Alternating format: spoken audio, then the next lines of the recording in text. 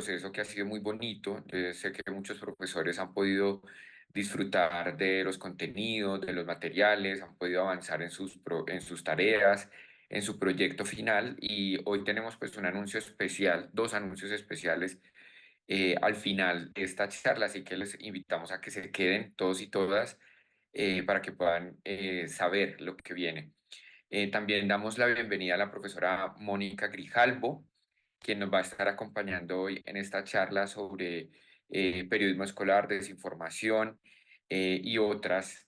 La profesora Mónica, es filóloga en idiomas de la Universidad Nacional, tiene una especialización en multimedia educativa de la Universidad Antonio Nariño y es doctora en educación por la Universidad de Salamanca, que es también mi alma mater. Yo también soy doctor de esa universidad y me encanta pues que esté en este espacio con nosotros.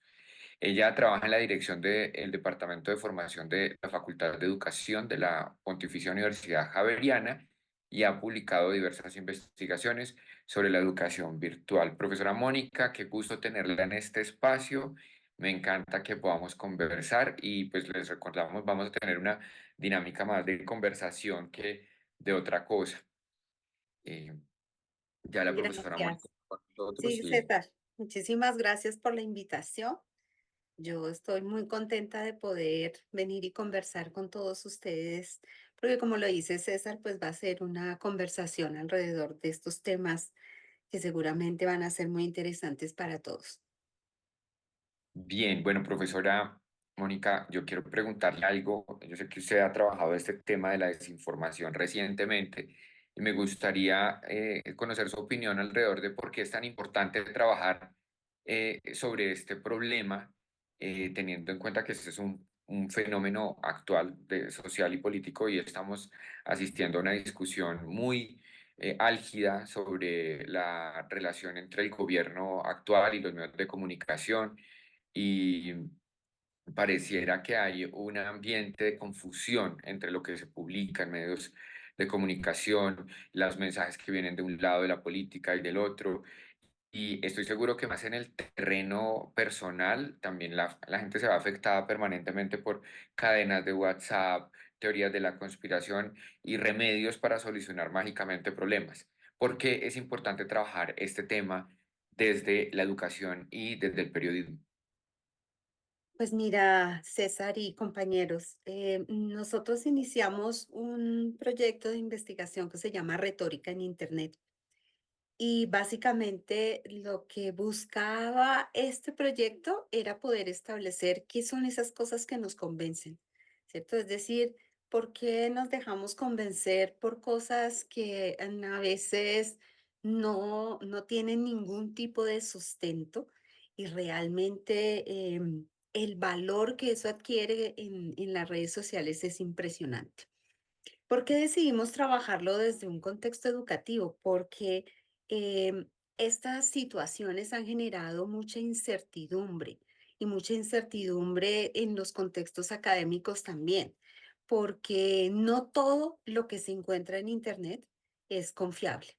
Y para poder establecer la confiabilidad, yo necesito tener unos criterios pedagógicos y académicos muy claros y eso es un ejercicio que, por ejemplo, los niños y los jóvenes, no, y no nos digamos mentiras, ni nosotros los adultos, ni los mayores, ni nadie tiene criterios así como concretos y claros para poder dilucidar qué está bien, qué es real y qué no lo es.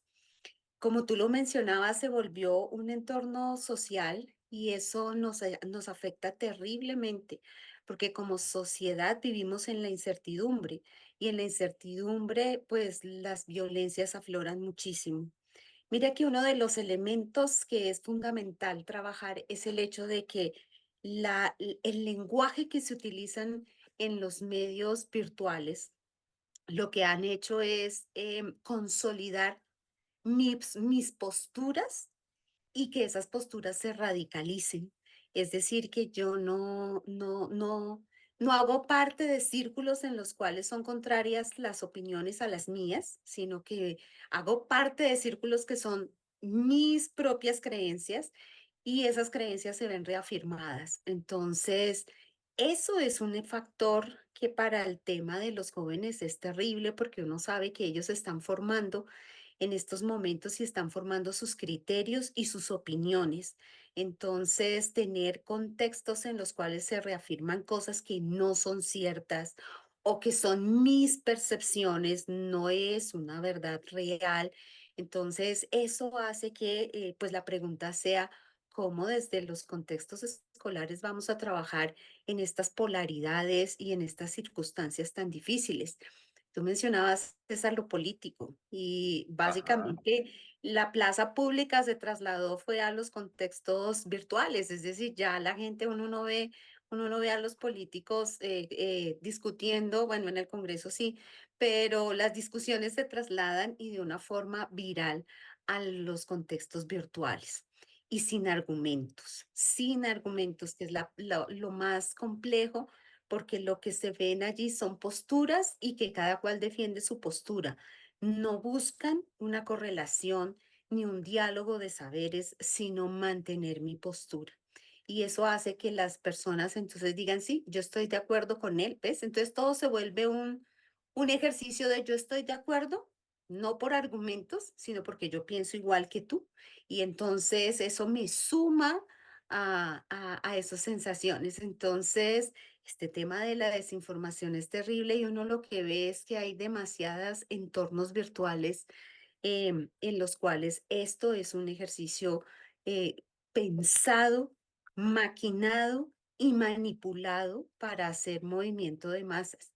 Yo no me imagino cómo será ahora más tarde cuando empiece la transmisión del debate entre Biden y Trump que va a ser ahora, y pues todo lo que eso genera, ¿no? Porque entonces aquí los comentarios se trasladan a las redes, ¿no? Y los comentarios son realmente violentos, agresivos.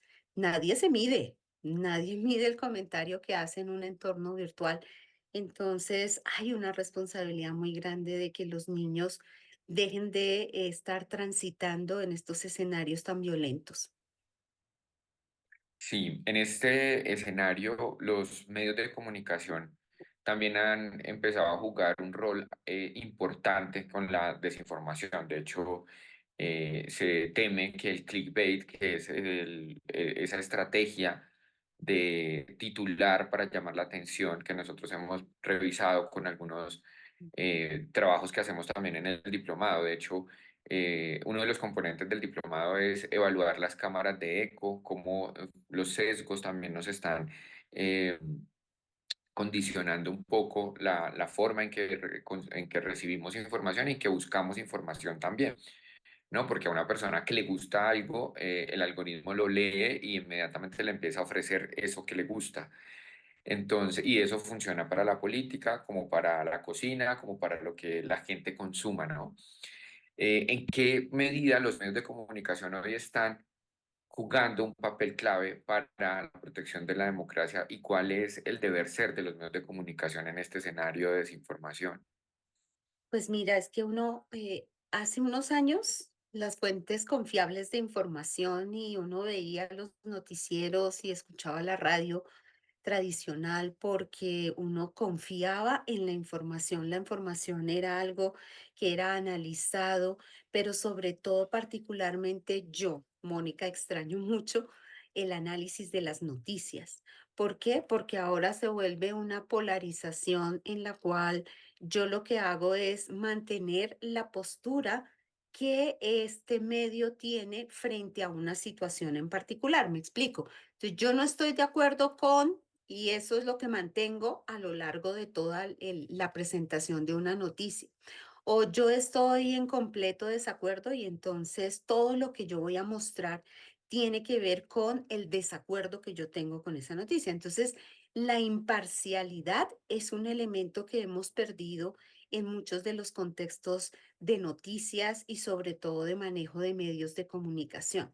Entonces, eso hace que la gente y particularmente los jóvenes, que son los que están más metidos en el tema de las redes, desconfíen plenamente de los entornos, de los medios de comunicación tradicionales. Y hemos perdido la posibilidad de análisis de las situaciones y de lo que está sucediendo. Entonces, ¿somos adeptos a una noticia o somos contrarios a una noticia? Y uno ve, por ejemplo, con mucho dolor que hay algunos noticieros en los cuales hay 45 minutos de una misma noticia y luego las cosas que son, que tienen un nivel de importancia mucho más grande para las personas, pues esas las evacúan en los últimos 15 minutos.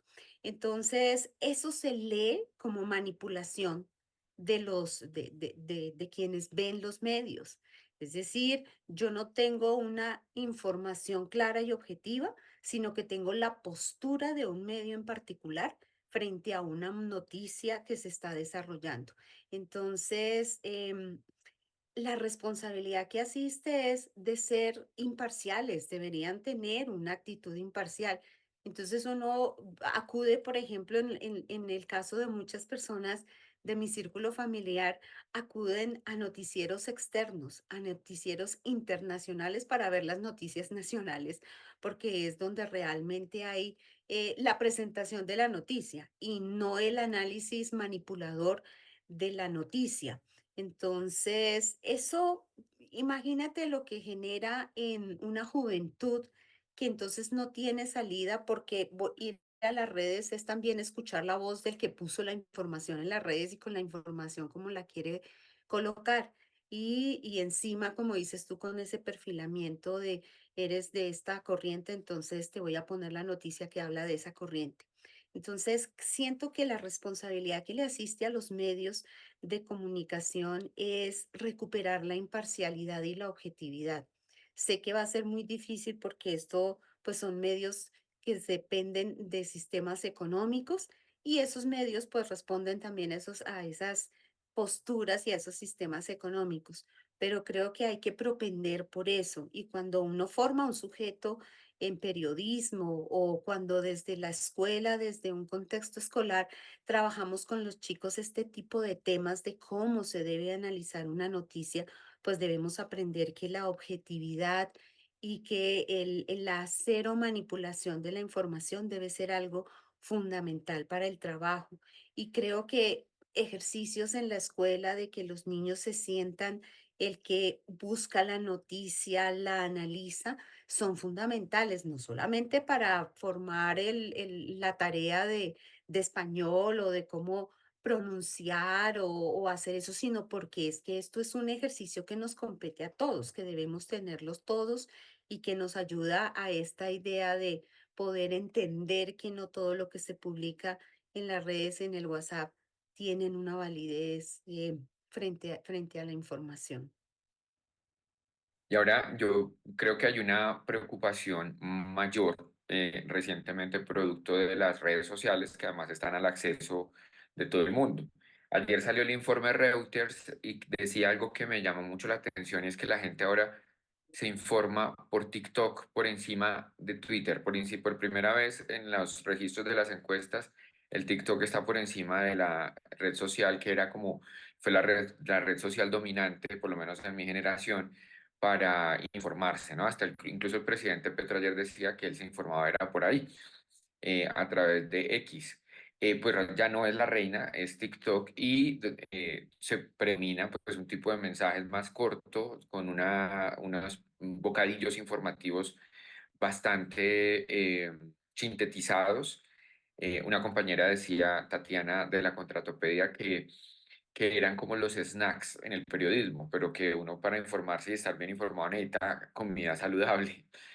Y la gran pregunta que nos hacemos quienes estamos trabajando por la formación de los estudiantes y de las nuevas generaciones es cómo superar también esa brecha de los lenguajes, ¿no? Porque pareciera que la segmentación de los públicos apunta a generar barreras todavía mayores que tienen que ver también con esos algoritmos que segmentan poblaciones cada vez más jóvenes y cómo llegar y conocer la manera en cómo se están informando los estudiantes y de qué manera ayudar también a trazar un puente, a alcanzar un puente en esos escenarios, en esos entornos digitales que están cada vez más separados de los adultos. Yo pregunto a muchos profesores si les parece que la relación con los estudiantes se dificulta cada vez más precisamente por ese lenguaje y esa comunicación.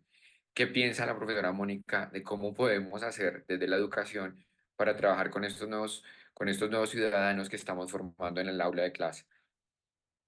Pues sí, mira, yo creo que el punto es, como tú lo mencionas, que hay estas aplicaciones que están pensadas para grupos poblacionales y de ciertas características, sobre todo etarias, ¿no? La gran mayoría están dirigidas a grupos de edades concretas y pues ya como que los adultos se sienten invadiendo terreno en esos entornos, ¿sí? Y creo que uno va transitando, ¿no? Hemos ido transitando desde Facebook y hemos pasado por una serie de aplicaciones y eso es una rueda que no va a parar, ¿sí? Es decir, ahorita está TikTok, pero esa rueda va a seguir y bueno, no sé hacia futuro cuál otra aplicación o cuál otra red social vaya a entrar, seguramente van a seguir, porque las personas y los jóvenes quieren sentirse diferentes. Entonces, no sé, o sea, como Facebook, no, eso es de abuelitos, eso mi mamá la que tiene Facebook.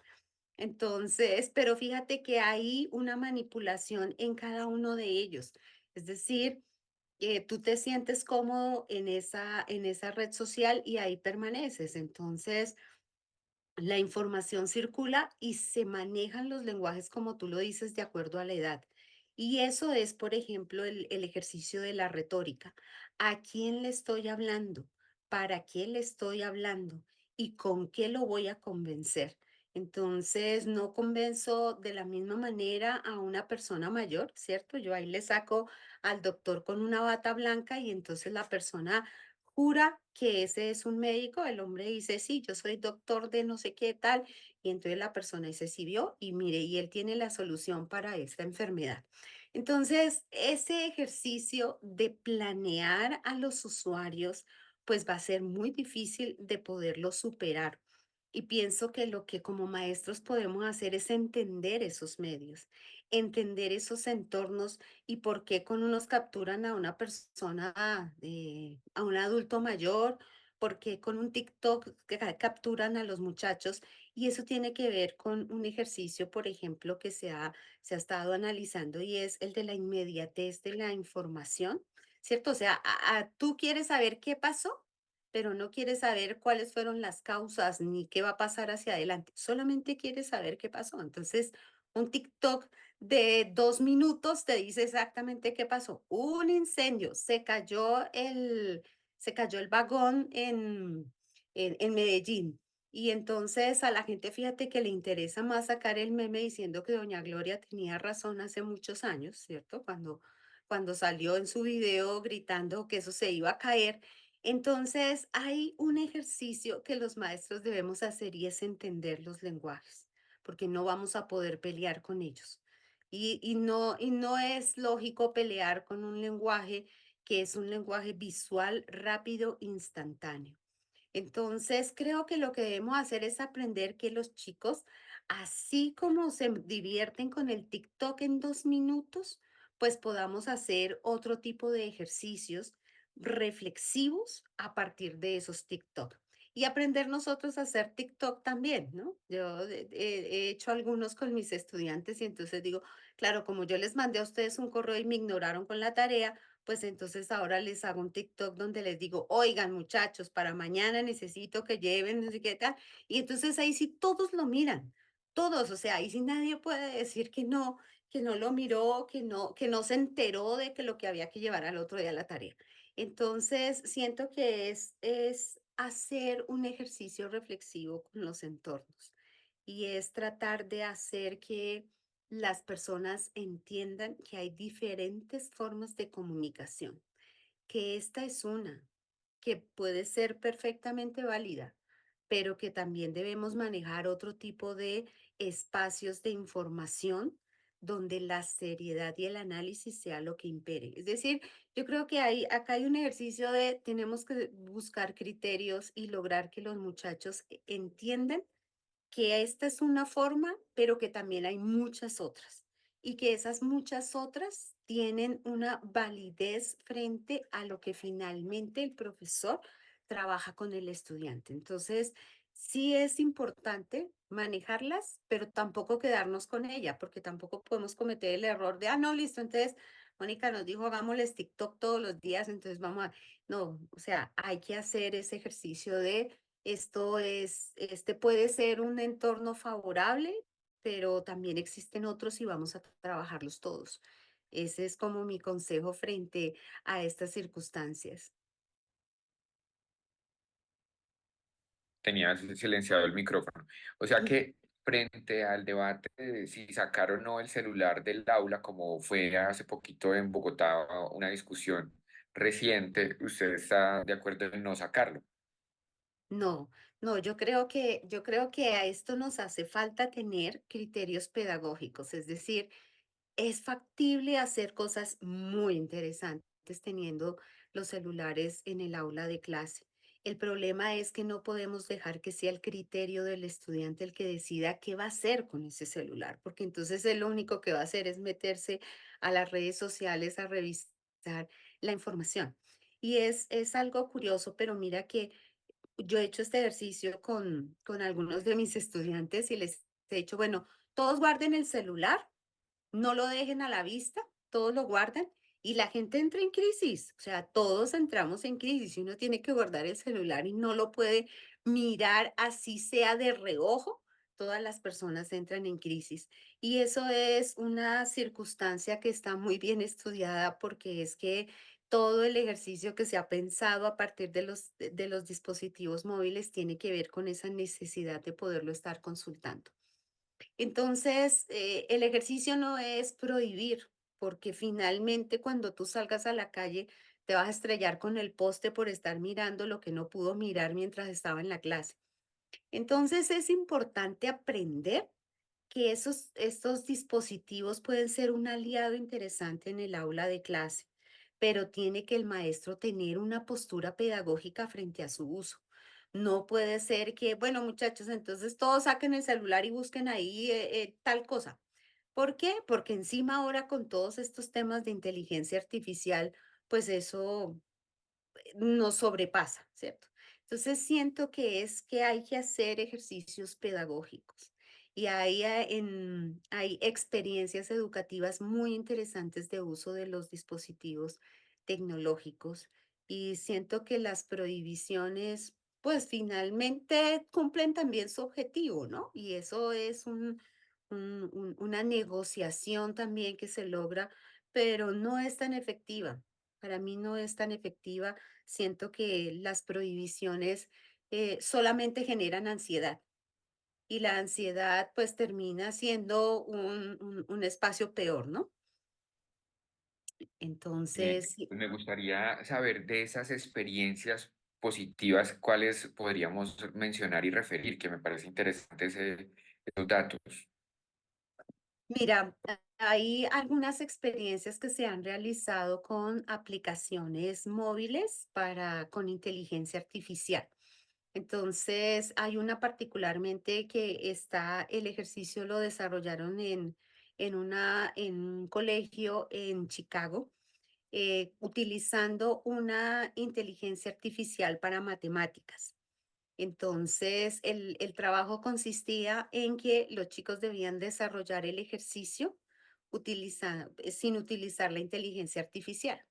Luego debían utilizar la inteligencia artificial para ver si llegaban al mismo resultado y analizar el proceso, tanto el proceso que hizo el chico como el proceso que hizo la inteligencia artificial. Y es curioso, pero algunos niños dicen, ay, no, yo prefiero mi proceso porque ese que hizo la inteligencia artificial yo no lo entiendo. Entonces, ese tipo de cosas, por ejemplo, fíjate que hacen que uno reflexione que hay procesos que son propios de los seres humanos y que cuando los hace una aplicación no resultan ser tan favorables para el aprendizaje del sujeto, ¿cierto? Porque pues el proceso que desarrolla la inteligencia artificial es un proceso pensado para inteligencia artificial. Y también se han hecho unos ejercicios con guiones que me parecen espectaculares. Y es que se le pide a los niños que a través de una temática generen un guión para, por ejemplo, diseñar una obra de teatro.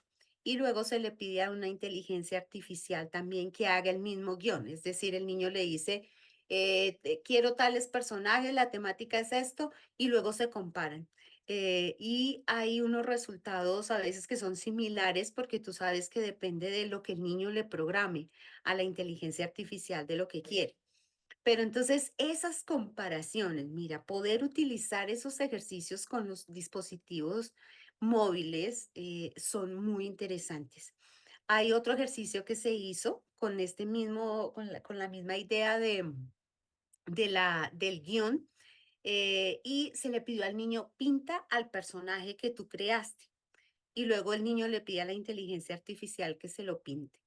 Y ahí la comparación de los gráficos, bueno, algunos totalmente distintos, porque obviamente la inteligencia artificial se saca unos animes espectaculares, en fin, pero hay unas cercanías a veces, pues porque es la imaginación del niño pintando su personaje y que luego la inteligencia artificial se lo interprete. Entonces, este tipo de cosas, por ejemplo, como ves, son de una negociación pedagógica interesante y son ejercicios sencillos, o sea, esto no es pues la superactividad con no sé qué cosa, y además se utilizan aplicaciones que se pueden trabajar desde el dispositivo móvil. Entonces, así hay muchas. La gente ha empezado a utilizarlas y bueno, como les digo yo, pues es que no podemos seguir peleando con ellos. Hay que hacernos aliados estratégicos y ver que pues podemos hacer cosas interesantes y que hacen reflexionar a los niños. En el que hay otro que se hizo en Chile y una de las niñas dice, no, yo definitivamente no quiero usar esas inteligencias artificiales porque me quitan mi creatividad. Entonces, sí hay reflexiones interesantes en los niños.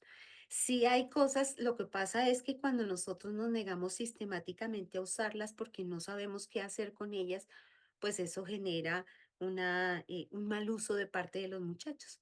Y ahí es cuando lo utilizan para hacer de todo y cosas en lo malo, ¿no? No cosas en lo bueno, que es lo que casi siempre uno espera, sino cosas pues muy grotescas que han podido también surgir con el uso de estos dispositivos.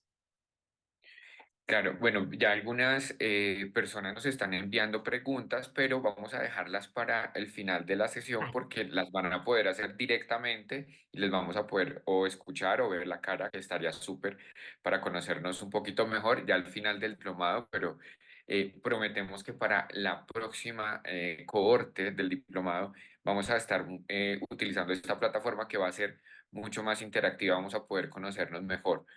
Eh, a mí me parece algo muy importante el tema de la formación ciudadana en el aula. Siento que las nuevas generaciones, y cada vez he estado haciendo entrevistas recientemente para contratar personas en la fundación donde trabajo, personas recién egresadas de la universidad, y siento que hay un nivel de conocimiento mucho mayor y de información mucho más grande que tienen hoy las nuevas generaciones, más que mi generación. O sea, puedo decir que hay que están participando en debates importantes desde muy temprano los más jóvenes. Y creo que también así es en el aula de clase, en donde hemos tenido la oportunidad de dar talleres, hemos visto muchachos con inquietudes que no eran de mi generación, eran de personas adultas. Preguntas por la participación política, preguntas por temas de género, preguntas por cómo se insertan en el mundo, en la sociedad y cómo participar también de su comunidad. Entonces, siento yo que hay un desafío más grande hoy también en la formación ciudadana, cómo el aula puede generar las preguntas necesarias para esta madurez que pareciera prematura, pero es también debido a un encuentro con la información mucho más temprano de las nuevas generaciones. Sí, yo creo que ese es un elemento importante, lo que tú mencionas, el tema de poder tener acceso a información de todo tipo, ¿no? Por desgracia, buena, mala, regular y otra no tan favorable. Pero creo que eso también hace que los jóvenes hagan parte de entornos en los cuales hay un manejo de conflictos de una manera un poco más pacífica, porque pues la mayoría de nosotros nuestros conflictos los resolvíamos saliendo del colegio y a golpes. Entonces, esto de ver que hay diferentes posturas, que mi compañero piensa completamente diferente a lo que yo pienso, y que eso hace que seguramente no tengamos unas mismas posibilidades de manejo de la información, pues hace que entendamos también de otra manera que, que hay posturas diferentes. Y creo que eso es algo valioso en medio de todo este caos que se han generado con estos temas de información. También hay mucho tema inclusivo. Creo que nuestros entornos escolares han empezado a tener unos entornos saludables frente a todas las condiciones LGTBIQ, frente a niños con etnias, con condiciones diferentes, ¿cierto? Entonces, creo que eso ha hecho que la escuela sea un poco más inclusiva y que los niños también sientan que hay posturas encontradas y que yo puedo seguir siendo amigo de alguien que piensa totalmente diferente a mí. Y hemos podido asistir a debates en los cuales los estudiantes tienen Recording esas stopped. posturas no tan radicales, pero que por lo menos sí se permiten escuchar al otro.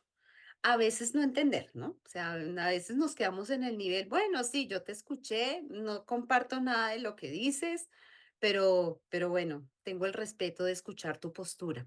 Entonces, Recording in esa progress. idea de que podamos bajo esas lógicas aceptar a los otros y entender las diferentes circunstancias que pueden rodear una misma situación, pues creo que hacen eso, que haya esa reflexividad y que debemos fomentarla también, ¿no? O sea, el hecho de que los chicos tengan posturas diferentes quiere decir que hay argumentos diferentes y debemos enseñarles a presentar esos argumentos diferentes.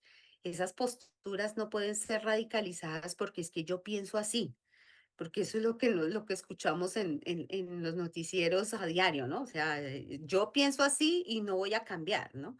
Entonces siento que no, o sea, que lo que debemos hacer es aprender a argumentar, argumentar que tenemos posturas diferentes, Recording que cada stopped. uno tiene pues un argumento que puede llegar a ser válido o que Recording in el otro progress. puede hacerlo, pues terminarlo, ¿no? O sea, cambiar, hacer que cambies.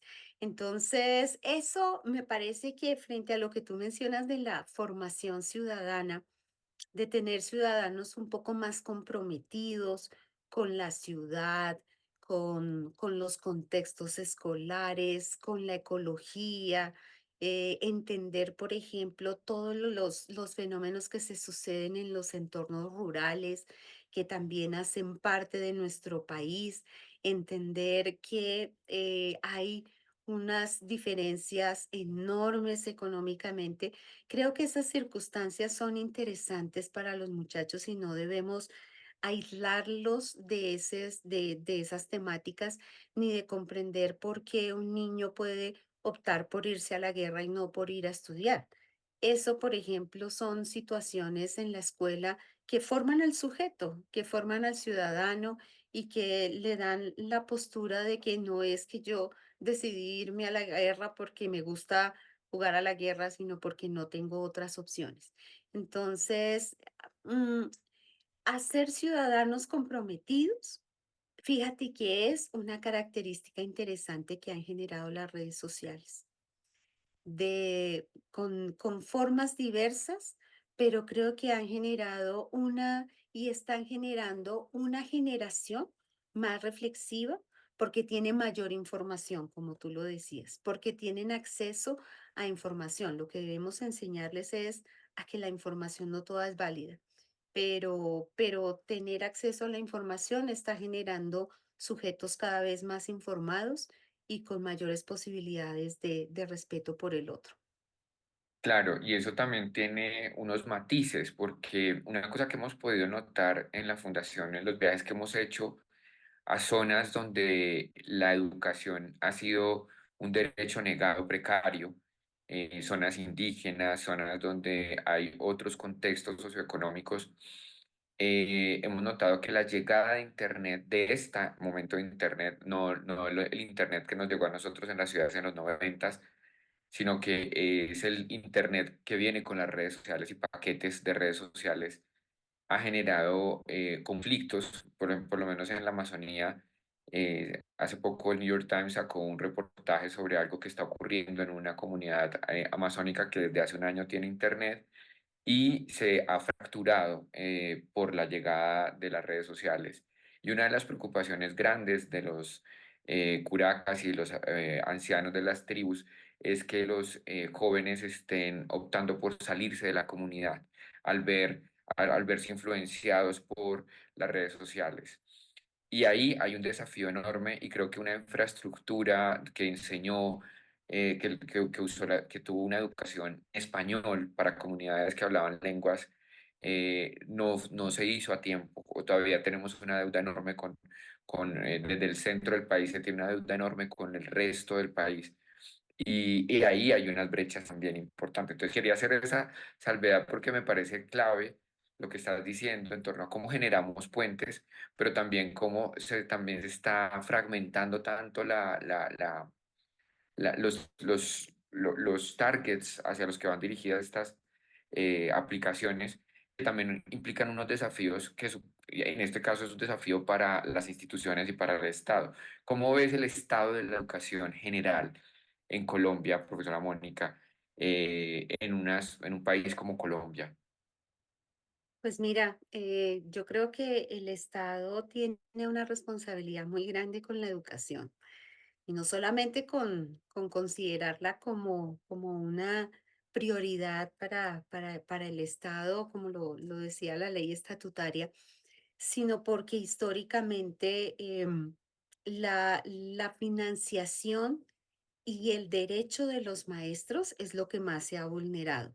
Entonces, la educación siempre se mide por, los maestros son buenos o los maestros son malos. Y si los maestros son malos, entonces los estudiantes son malos y la educación, por lo tanto, es mala. Pero la educación en este país ha tenido que sobrepasar muchas circunstancias difíciles. Todo este terreno, por ejemplo, en las zonas rurales y de conflicto, pues no es fácil no es fácil llegar a la escuela, no es fácil tratar de tener a los niños en la escuela en un contexto de guerra. Y nosotros nunca hemos aceptado que somos un estado en guerra. Y eso no permite, por ejemplo, que haya las políticas necesarias para pensar la educación en territorios de difícil acceso. También históricamente se han tenido muy bajas financiaciones en infraestructura. La mayoría de los colegios se caen a pedazos y solo cuando el techo se le cae encima a un montón de niños es que hay una noticia en torno al contexto de lo educativo. Entonces creo que aquí hay una deuda muy grande, hay una deuda muy grande también con la formación de los maestros porque, por ejemplo, la formación posgradual de los maestros en el país es costosísima. Es decir, que si no hay las becas que el Estado puede conceder, pues los maestros difícilmente logran seguir un proceso de formación. Y eso que cada vez que uno prepara clase y llega al salón de clase, ha tenido que estudiar. Es decir, esta es la profesión en la que siempre se debe estar estudiando, en la que siempre el profesor debe estar actualizando y en la que siempre la creatividad es el punto álgido para que el profesor pueda resolver circunstancias. O si no, ¿cómo más hacemos para dictar clases en estos entornos tan complejos que a veces nos tocan vivir? Entonces, siento que la responsabilidad del Estado es enorme, pero no solamente del Estado, sino de todos los colombianos que consideren que la educación es lo que nos puede sacar adelante, es lo que puede acabar con estos temas de guerra, es lo que puede acabar con unas economías tan diversas, tan disímiles, con unas pobrezas tan enormes. Entonces, siento que es eso, o sea, es reconocer que formar a un país es formarnos a todos y es darnos oportunidades de vida para todos. Siento que la educación es y debería ser uno de los factores fundamentales, pero fíjate que siempre termina dejándose de lado por otras cosas. De Siento acuerdo. mucho que la ley estatutaria no hubiera pasado, pero perdón por la expresión, pero la perratearon. Entonces, pues eso es algo que pues hay que volver a pensarlo.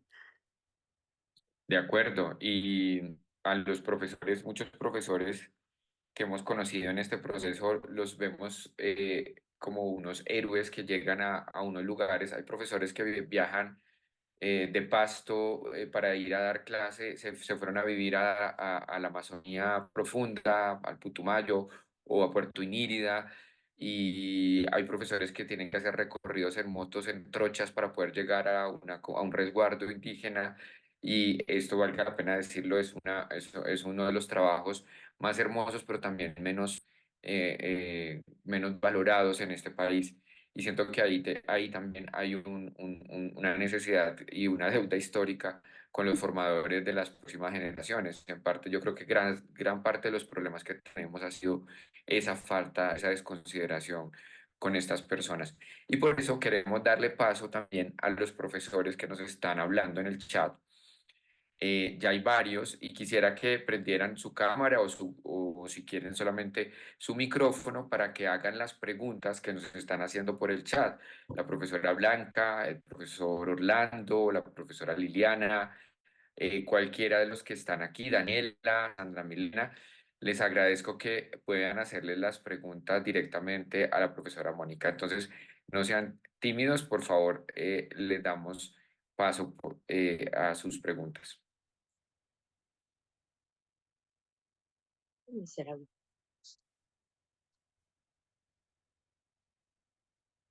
Buenas noches.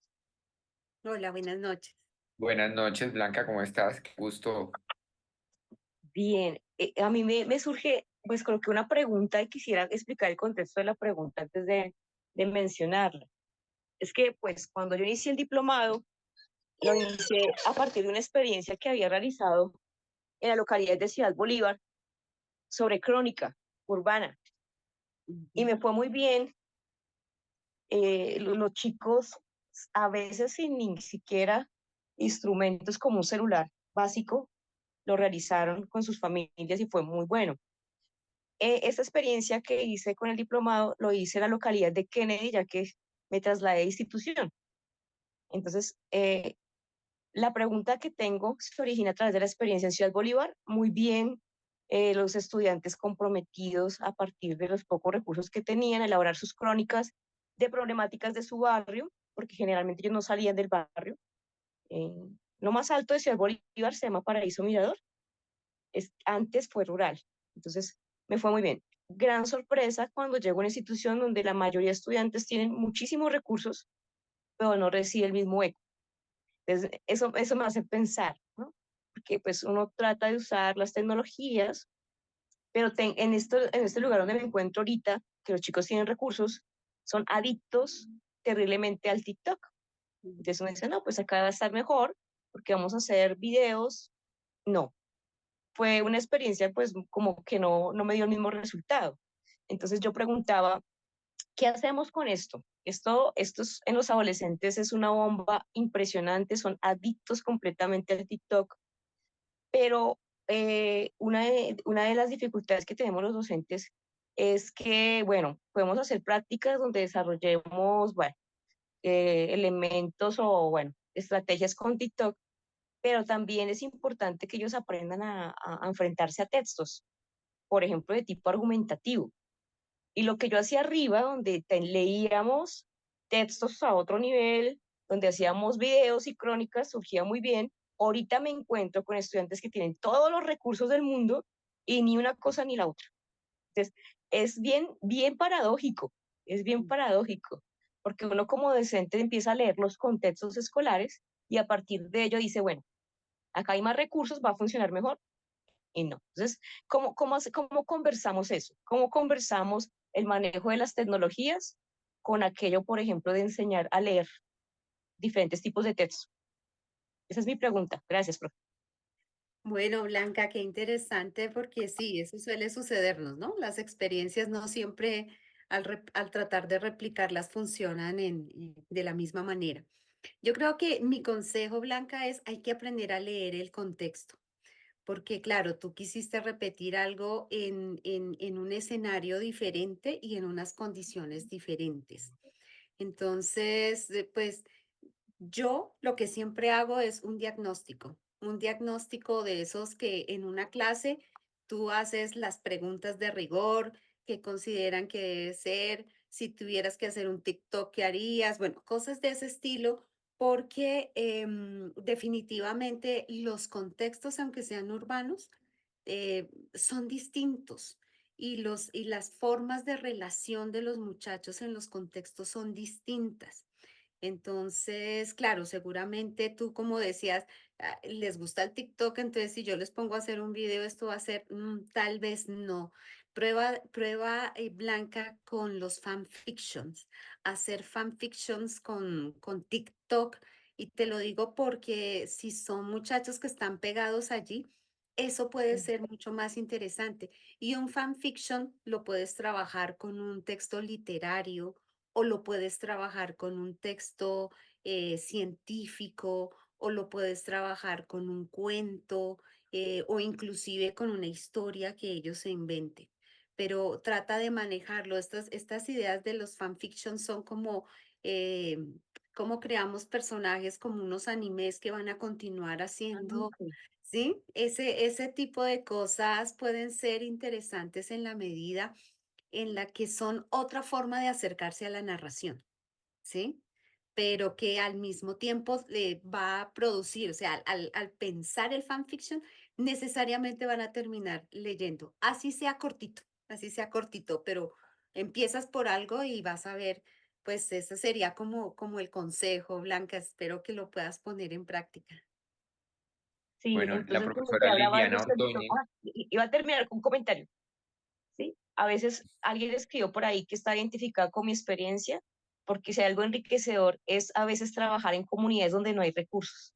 Mm, Ellos, cualquier cosa nueva para ellos es una, y les gusta leer los entornos, les gusta cosas que tengan que ver con su barrio, su localidad. La parte social es muy fuerte mm. en esas comunidades con recursos. Gracias, profe, gracias por responder. muchas gracias, profesora Liliana. Perdón, profesora Blanca, estaba en la fila la profesora Liliana Ordóñez. No sé si quiere hacer la pregunta por aquí también.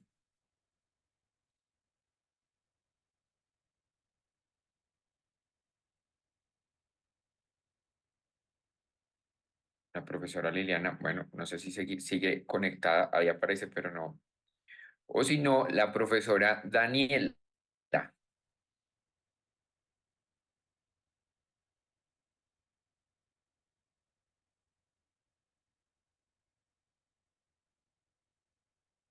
No necesitan encender la cámara, si quieren solamente con que nos habiliten el micrófono y hagan la pregunta, estaría bien. Bueno, me va a tocar leerles las preguntas porque no están apareciendo.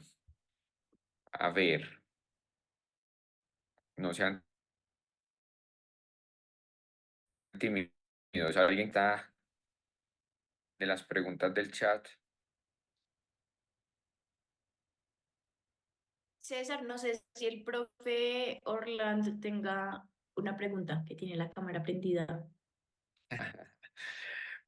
Profe Orlando, si quieres hacer una pregunta. Aquí lo vi saludando también en el chat. Muchas gracias. Bueno, ¿cuál es el objetivo? Claro que sí, ahí me escuchan. Perfecto. Bueno, nada, empezar diciendo que ha sido súper inspirador como llegar a este punto en donde hemos hecho como un recorrido frente a todo el potencial y poder que conocemos de los medios periodísticos.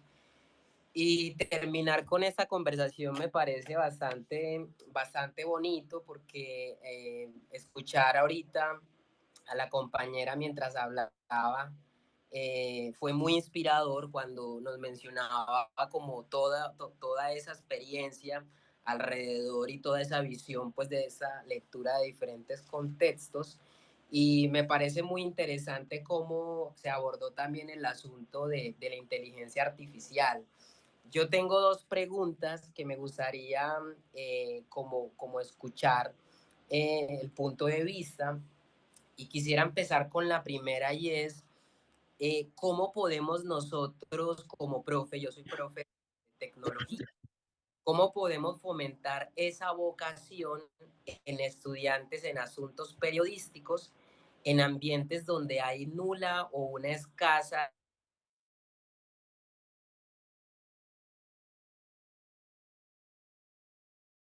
Son ambientes que se ven muy permeados por asuntos de violencia y por asuntos también de censura. Entonces, ¿qué tips, qué de pronto consejos nos dan para nosotros empoderar a los estudiantes?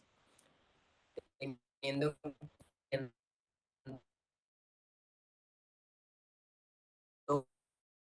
de las personas que alzan su voz frente a tipos de problemáticas ambientales, etcétera, pueden poner en riesgo también como su integridad como tal. Entonces, ¿qué herramientas, qué consejos, cómo podemos también nosotros acompañar ese tipo de procesos? Y la segunda pregunta que tengo va más orientada a cómo desde el corazón, que yo creo que todos tenemos en nuestro corazón ese maestro, cómo nosotros podemos incorporar en otros ambientes también de aprendizaje este tipo de habilidades, ¿cierto? Y esto cómo dentro de ese ecosistema de esa educación soñada, cómo engrana, cómo lo ven ustedes desde ese punto de vista. Muchísimas gracias a todos ustedes. Bueno, Orlan, gracias por tus preguntas. Mira, frente a la primera, sí, sé que a veces generar em, voces de protesta puede ser muy mal visto y a veces también genera dificultades en los entornos escolares. Em, pero creo que eso no puede ser o sea, casi siempre nosotros evitamos las cosas porque creemos que van a generar alguna dificultad y entonces nos quedamos también sin la forma de presentarlas porque creemos que van a generar conflictos. Cuando hay alguna situación sentida, por ejemplo, cuando hay acoso escolar, cuando hay un entorno, por ejemplo, de un basurero cerca a la institución educativa y que uno no logra que los vecinos entiendan que en la basura no se bota en cualquier lado, etcétera. Siempre hay una estrategia comunicativa que a mí me ha gustado utilizar y es la de crear un superhéroe. Es un ejercicio en el cual pues tú no eres el quien lo dice, sino que lo dice el superhéroe, ¿sí? Entonces es la figura de alguien que es básicamente quien es el adalid y uno le da vida a ese, a ese superhéroe. Y esa es una forma bonita para los muchachos de hablar de cosas que pueden llegar a ser complejas. Hace muchos años a mí me encantaba un programa que se llamaba 31 minutos, no sé si muchos de ustedes lo habrán visto, y el superhéroe que había en 31 minutos se llamaba Calcetín con Rombos Man y era un calcetín, era una media de esas de rombos y entonces alguien se ponía la media con la mano y hacía y era el superhéroe que se movía por todos lados y bueno, y pues era el defensor de lo justo, era quien se enojaba si la gente tiraba la basura, era, ¿sí? Entonces, ese tipo de figuras que son externas a un sujeto en particular que habla, pero que sobre el cual uno puede hablar por medio de él y decir las cosas, ha resultado muy interesante. Ese es un ejercicio también que se ha utilizado, por ejemplo, superhéroes para apoyar a los niños que tienen problemas de acoso escolar, porque no es, a veces el problema es comprometerse con una temática compleja, pero si hay un superhéroe que es el que habla por mí, esa parte es mucho más sencilla y te entiendo, por ejemplo, en zonas de conflicto, todo el tema, por ejemplo, de los líderes que han asesinado tienen que ver con eso, básicamente por eso, ¿no? Porque son su figura la que está interviniendo. Entonces, en ese caso, pues espero que sea una buena sugerencia el utilizar una figura de un superhéroe creado de la nada, o sea, de las cosas que tienes tú allí, como te digo, como un calcetín y ya. Frente al tema de cómo leer los diferentes contextos y de cómo trabajar desde estos entornos los maestros, creo que esa es una de las cosas más complejas porque es que los maestros siempre nos enfrentamos a unas circunstancias que pueden poner en peligro la vida de las personas. Y eso que ya han dejado de llevarse tantos maestros en este país. Pero sin embargo, creo que eso no puede ser razón para que no levantemos la voz. Y creo que el punto crucial en este tema, compañero, es que los maestros seamos más unidos, porque a veces dejamos solo al que quiere hacer cosas y lo dejamos solo batallando y entonces, pues claro, él se convierte en el entorno, él se convierte en la figura problema o en la figura en la que, a la que nadie quiere apoyar. Entonces, si es una idea de esa, yo digo, apoyémonos entre nosotros maestros porque eso también nos da fortaleza, eso también nos ayuda a comprender que somos un cuerpo profesoral y que eso hace que tengamos posibilidades de trabajo y de apoyo mutuo. Creo que esos serían como rápidamente las, las respuestas, Orlando.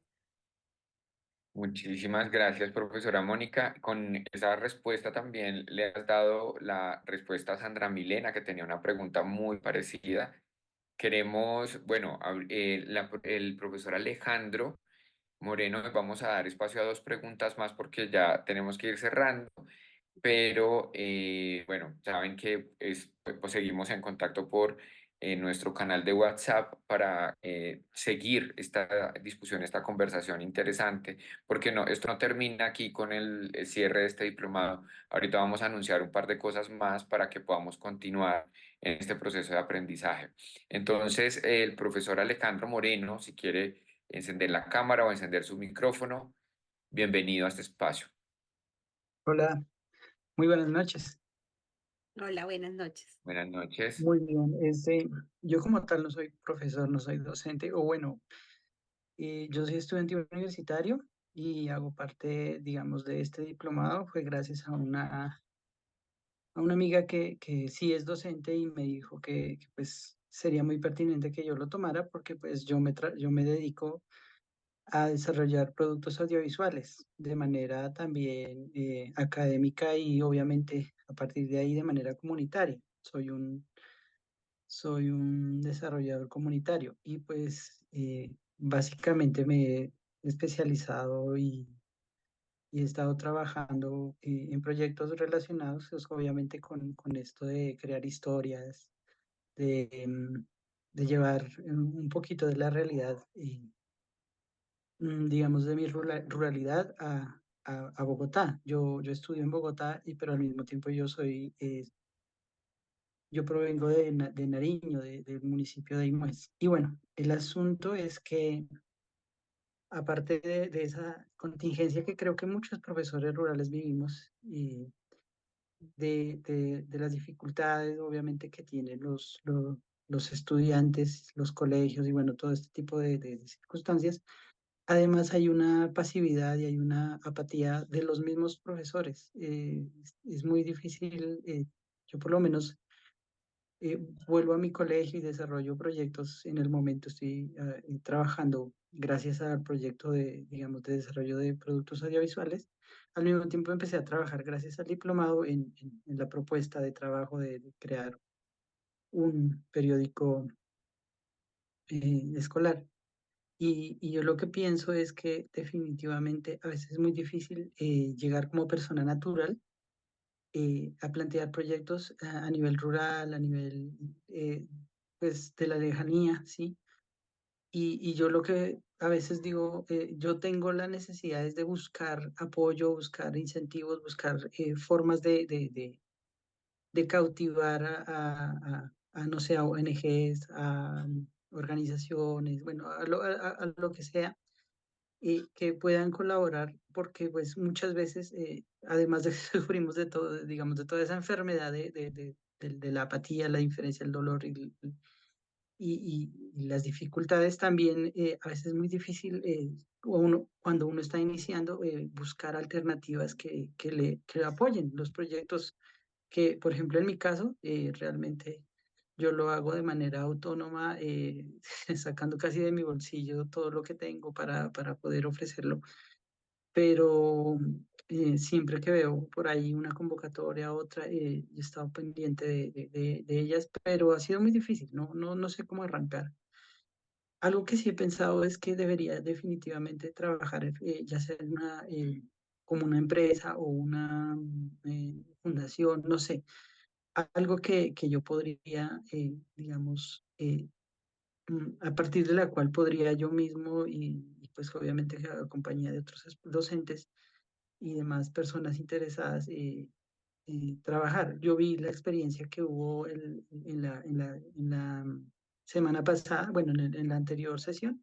Me gustó mucho de que arrancaron como desde cero, por decirlo de alguna manera, y fueron avanzando y ahora pues esa propuesta ha llegado a muchísimas partes, pero más que una pregunta es como una cuestión, cómo arrancar, cómo verlo desde el centro, que ustedes que lo han vivido desde el centro y saben cómo manejar ese tipo de circunstancias, me podrían como ayudar y me podrían dar un consejo, digamos, para seguir adelante, porque creo que a veces se vuelve desastroso, digamos, difícil de vivir esa pasividad, esa apatía y bueno, esa enfermedad, digamos, de tener un montón de dificultades encima, pero seguir con las ganas de seguir adelante.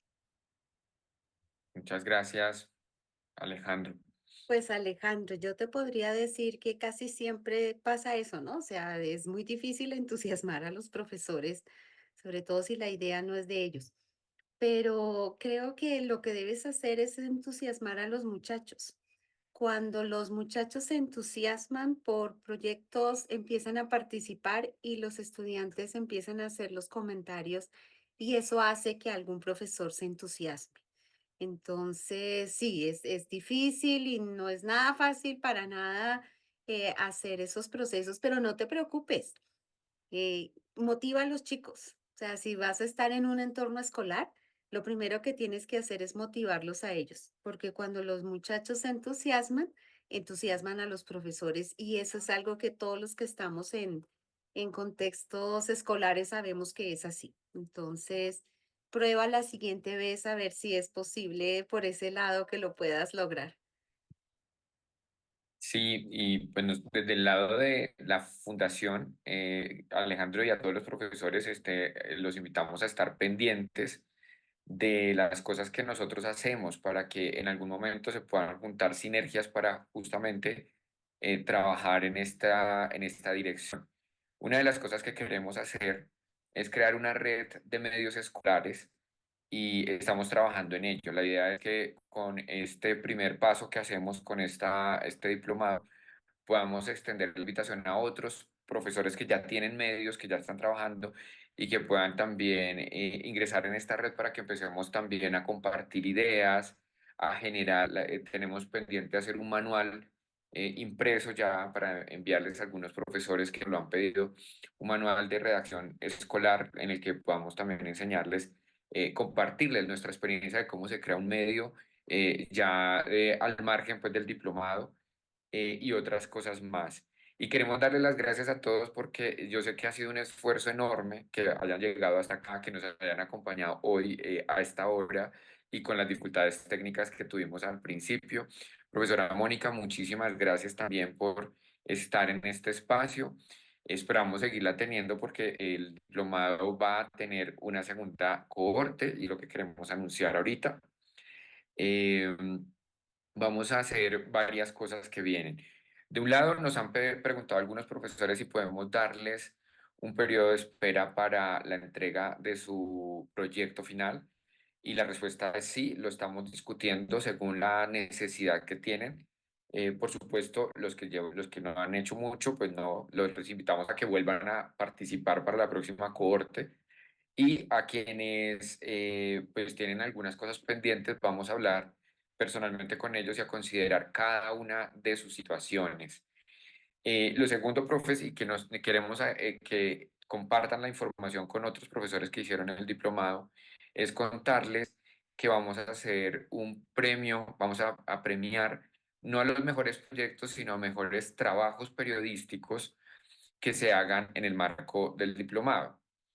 Entonces vamos a en septiembre, todavía está por definirse la fecha, sabemos que en septiembre va a ser el día de la premiación y vamos a estar recibiendo productos periodísticos hechos en el marco de este diplomado en los próximos días. Este premio busca dotar a los proyectos escolares de equipos para que sigan trabajando y van a haber algunas categorías que tienen que ver con trabajo en texto, otras con trabajos en video, otras con trabajos sonoros o podcast y otras en multimedia. O sea, que combinen diferentes herramientas. Y pues vamos a premiar los mejores proyectos que tengan originalidad, que trabajen temas coloquiales, que tengan contenido periodístico que involucre a los estudiantes. Son algunas de las, digamos, condiciones de este premio, ¿no? Porque queremos valorar el esfuerzo que han hecho y aquí ya no es el proyecto, ya tienen que ser sus trabajos periodísticos publicados, por supuesto.